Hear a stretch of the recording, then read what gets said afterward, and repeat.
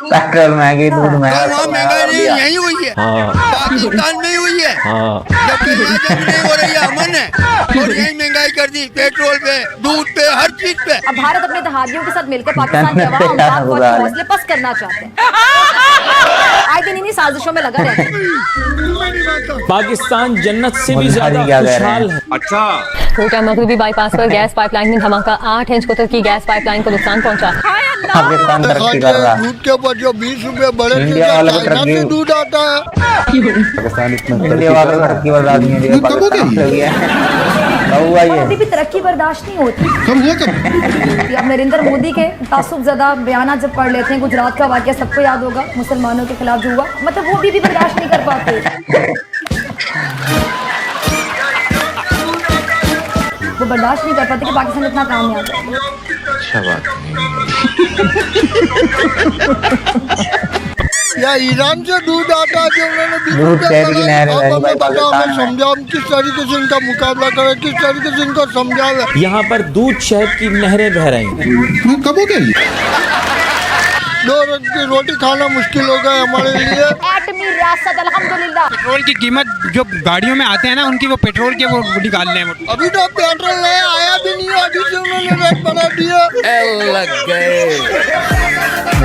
इनकी कौन सी हुकूमत आने वाली है बता? 322 मोदी है तो मुमकिन है, 355 बता दें कि नहीं, उत्तर प्रदेश में योगी की सरकार है। तो कयामत है। क्योंकि हमारी हुकूमत आने वाली है ना, क्योंकि हराम इनको लगा हुआ मुंह पे।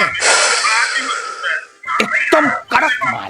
ब्रिगेडियर रैंक से ऊपर के जितने भी ऑफिसर्स होते हैं, ये मुल्क तो उनका है, हम तो उनकी रियाया हैं। सुनते जाइए। एक अदारा मजबूत था, वो आर्मी का था, वो आज भी मजबूत है। हाँ भाई हाँ। उसने पाकिस्तान पे हुकूमत की है, उसने ना तो हमारी गवर्नमेंट को काम करने दिया है। खुद को इस मुल्क का हाकिम कहलवाने वालों ने लम्हों में, चुटकियों में करोड़ों लगा दिए। ना ही खुद कफील होने दिया हमें। आज हम जिस भी हालत में खड़े हैं, उसमें कहीं ना कहीं उनका भी रोल है। और आज इस कौम की हालत क्या है? इस कौम की हालत है कि बताई भी नहीं जाती। तो रहने तो फिर कहते हो कि यार इंडिया इतने आगे निकल गया है, हम लोग पीछे छूट गए हैं, रात की साजिश है, इंडिया की सबसे ज्यादा नमक क्या नाम है पाकिस्तान में पैदा होता है। ये तुम दिन भर आज पता चला हमें भी। अल्लाह भी और आप भी। और सुने, पाकिस्तान नमक पैदा करने वाला दूसरा बड़ा मुल्क है, लेकिन ये हम भूल जाते हैं कि नमक हराम पैदा करने वाला पहला बड़ा मुल्क है। हमें इतनी जरूरत ही नहीं है कि किसी फौजी के खिलाफ हम बात कर सकें। दुनिया की नंबर 1 आर्मी है, नाकाबिल शिकस्त है, हर वक्त अंदरूनी और बैरूनी साजिशों का सामना कर रही है। मौलवियों का ये काम था कि वो आपको मुकम्मल तालीम की तरफ, इल्म की तरफ लेके जाते हैं। लेकिन ऐसा हुआ। उन्होंने 3 चीजें पकड़ ली, उन्होंने जनाजा पढ़ाना, नमाजें पढ़ानी है और निकाह पढ़ाने हैं। सही बोला भाई ने। उनका तीसरा काम, चौथा काम मुझे बता दें कि क्या करते हैं। मैं बताता हूँ। चौथा काम करते हैं, 4 शादी के लिए उकसाते एक गोली हैं, दिखाने डॉक्टर को उन्हों की दिखाने देने का। खूबियां बताते हैं। जरा सुनिए। जन्नत की लड़की सूरज को उंगली दिखा दे, सिर्फ फिंगर टिप दिखा दे तो सूरज नजर नहीं आएगा। लगता है ये पागल हो गया है।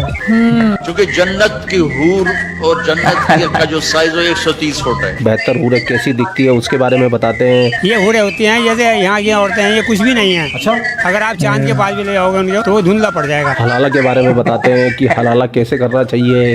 लिबास पहने होंगे फिर भी जिस्म नजर आ रहा होगा, और कई दूसरी तरह की बातें की जाती हैं जिसमें ये लगता है कि बहुत ही मतलब सिर्फ मर्दों के लिए ही जन्नत बनाई गई है। हलवा खाएं और सो जाएं। कितने हलाला सेंटर बना रखे हैं, सारे मौलाना हलाला करने के अंदर एक्सपर्ट माने जाते हैं। क्या बात कर रहे हो जनाब, बहुत कुछ काम करते हैं मौलाना तो। और सबसे बड़ा काम ये करते हैं कि अपने माशरे को, अपने समाज को जाहिल बनाते हैं। इतना बड़ा काम करते हैं, हल्के में मतलब मौलाना को। हम सबके बाप क्या करा हुआ है? बातों में नहीं, हकीकत में करा हुआ है भाई। डाली है क्या? कश्मीर लेने जाना है और मेरी आंखों में देख लो। मैं हासा और मजाक नहीं करता, ना नशा किया हुआ है। किसी को यकीन आता है या नहीं आता, मैं कश्मीर जिस दिन लेने गया ना, कश्मीर को मैंने पुलिस वाली गाड़ी के बीच में बैठा के ना, और पुलिस वाली गाड़ी को कीड़ी की डाल के ना पाकिस्तान में ले आना है। बेवड़ा कहीं का। चला चला रे। आपको पता है ना, जब ये फंसते हैं तो झूठ बोल देते हैं। इसहाक डार ने 2014 में पार्लियामेंट में खड़े होकर कहा जी कि 200 अरब डॉलर स्विट्जरलैंड के अकाउंट में पड़े हुए हैं और हमारी बातचीत हो रही है और आ जाएंगे। बाद में ये सारा मुद्दा डाल दिया गया जी मुराद सईद ने कहा था 200 अरब डॉलर हम लेकर आएंगे। कहा था कि 200 अरब डॉलर अगर पड़े हैं तो हम लेकर आएंगे। इमरान खान की हुकूमत है तो वहाँ कुछ था ही नहीं, गायब हो चुके थे पैसे। ये चालाक लोग हैं, जब फंसते हैं इस तरह के नारे लगा देते हैं। अब कह रहे हैं जी 100 अरब डॉलर हमारा यूएई में पड़ा हुआ है पाकिस्तानियों का, हम 20 अरब डॉलर अभी लेके आने लगे हैं। तो पाकिस्तान की सत्ते खैर कोई टेंशन नहीं है। एक तो ये बात कर दी है। एक कहानी ये डाली जा रही है कि सऊदी अरब से 5 अरब डॉलर लेने की बात हो रही है, यानी जितने पाकिस्तान पैसे देगा सऊदी अरब से उतने पैसे हमें मिल जाएंगे। मैंने आपसे कहा था सबर कर, जिस मुल्क से हमें पैसे मिलेंगे अगर मिल जाते तो हमें पता चलेगा कि असल कहानी क्या है और यूएई के साथ ताल्लुकात खराब होने की असल वजह। ठीक है, जो हाथ है कि हिस्ट्री से अगर हम देखें तो हम अपने आप को बड़ा ही काबिल कहते हैं, अफजल कहते हैं, हर चीज से रिलेटेड हम कहते हैं इंडिया से बहुत ऊपर है। लेकिन फिर भी एक्चुअल में देखा जाए तो इंडिया कहने से पहले मनवाता है कि मैंने ये करके दिखा दिया। क्या डिफरेंस है इंडिया और पाकिस्तान? इंडिया ने ये किया था कि अपनी जो अफवाज हैं उनसे ये कहा कि आप अपनी जो कंटोनमेंट्स की हदूद हैं वो शहरों से निकाल लो। अगर एक भी वर्दी वाला हमें शहर में नजर आ गया तो हम आपको शूट कर दें। उन्होंने जितनी फौजी हदूद थी वो उन्होंने शहरों से निकाल दी। हमने क्या किया? हमने तो उनको अपना सब कुछ सौंप दिया हुआ है। हमें इतनी जरूरत ही नहीं है कि किसी फौजी के खिलाफ हम बात बहुत अच्छी बात है। और ये पूरी फौज की बात नहीं है, ये आपके ऊपर के जो ब्रिगेड होती है ना, जर्नल ब्रिगेड जिसे कह रहे हैं, या ब्रिगेडियर रैंक से ऊपर के जितने भी ऑफिसर्स होते हैं, ये मुल्क उनका है, हम तो उनकी रियाया हैं। सही बात है। इंडिया ऐसा नहीं करता। इंडिया में आप मुझे बता दें कितने मार्शल लगे हैं। तो जब आपके यहाँ सलाहियतों के बावजूद आपके टैलेंट को बेच दिया जाए, जिसे ये कहते हैं कि टैलेंट हंट स्कीम के तहत उड़ा लिया जाता है, तो आपकी इकानमी कहाँ सफर नहीं करेगी उससे। आप जितनी भी प्रोडक्शन यहाँ पे ले आए उसका अंजाम क्या होता है? क्या आपने फौजी को पूछना है कि हाँ भाई ये करें या ना करें?